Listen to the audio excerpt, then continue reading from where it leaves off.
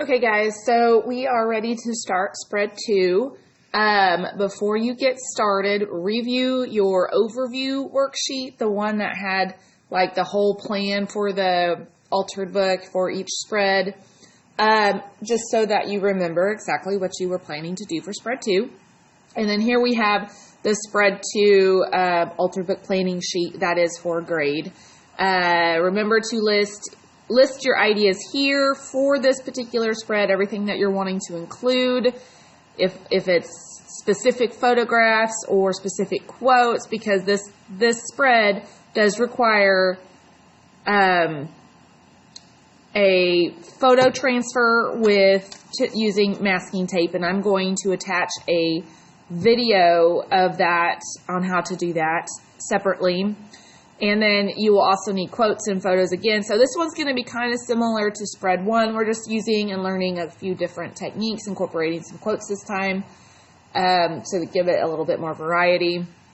We're using tissue paper for our background instead of watercolor, just to give some different texture to our book as well.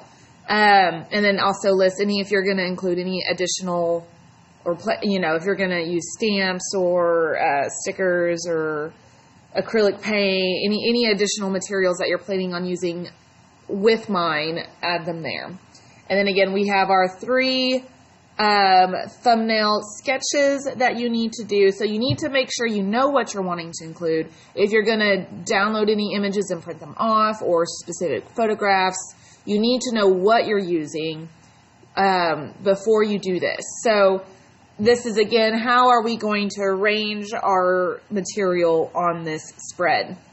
Are we going to have our tissue paper all off onto one side, creating a negative space here for our quotes and our photo transfer, or are you going to fill up both sides of the spread and have several masking tape transfers, so on and so forth? And then you play with your arrangements there. Again, this is for a grade. So when that is done, turn that in to me so I can put it in the grade book, and I'll return it to you so that you can refer back to your thumbnails for your placement. After you do that, you will start on your spread. I went ahead and already applied my tissue paper. I just painted my glue on my words, my book page, and then I applied the tissue paper. I was a little hesitant to do this because I was a little nervous. I don't use tissue paper a lot on my own, so I wanted to make sure the words would still show up through it. I figured it would once it was wet, but I was just still a little nervous, so I did this off camera. But you can see I have a couple different tones of blue. I wanted it to kind of feel a little oceany like, because I found this image in a magazine where he's kind of in the water, and it just intrigued me, so I kind of wanted to carry that sort of, feel.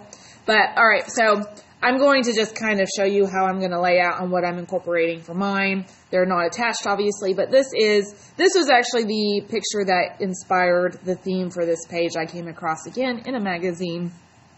And this is the one I did my photo transfer on. So again, I'm attaching a YouTube video that I actually used to do this, because I had never done this technique until recently. So this was a magazine image, and you basically, you put masking tape over it, you let it soak, and then you can kind of rub off the paper on the back, and it leaves an image that's kind of transparent and clear. Now, this did not turn out the best, because I did lose some of my image because I got a little impatient.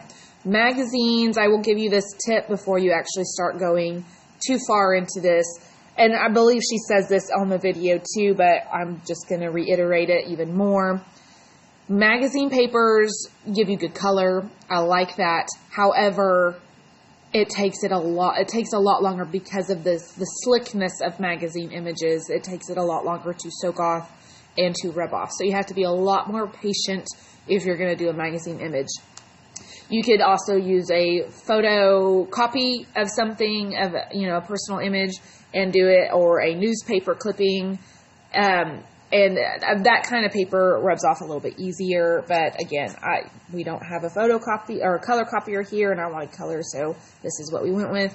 But you can kind of see it's basically a guy with some old school telephones and like what we used to have as phone books, and it's kind of a phone book page going behind him. And I just felt like I could kind of play on the theme of how we use phones so much in our society and how we're kind of addicted to it, which is where this guy kind of comes in. He's sort of drowning in the sea of phone and pills, I guess, is sort of supposed to be symbolic. I'd also found this other page that has some old school little phones that I cut out a couple of those. So anyways, I'm incorporating my images. Another little tip, if you're going to include people looking one direction, you always want them to kind of look inside the photo and not out, because where they look, you tend to draw your eyes to. If you have it set out over here, he's looking out and you want to kind of carry your eyes with him. So that is why he is going to be kind of arranged down here.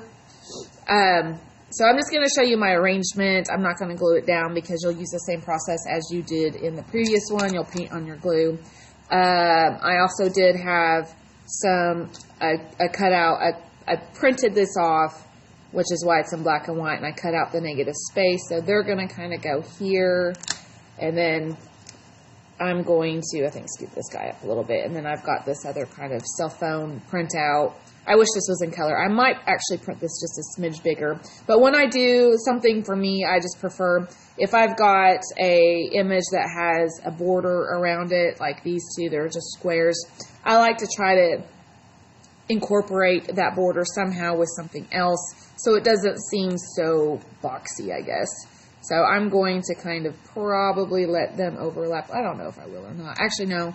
What I was going to do was I was going to have my little telephones kind of overlap there so that they tie in a little bit. And then, again, we have to have a quote for this.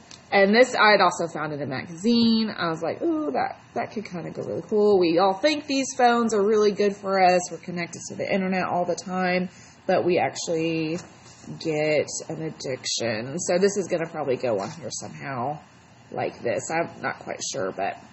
And then I'll stick this guy on here. So this one's probably a little bit more busy with my images, but I just found these and I really liked kind of the message I could kind of say with it.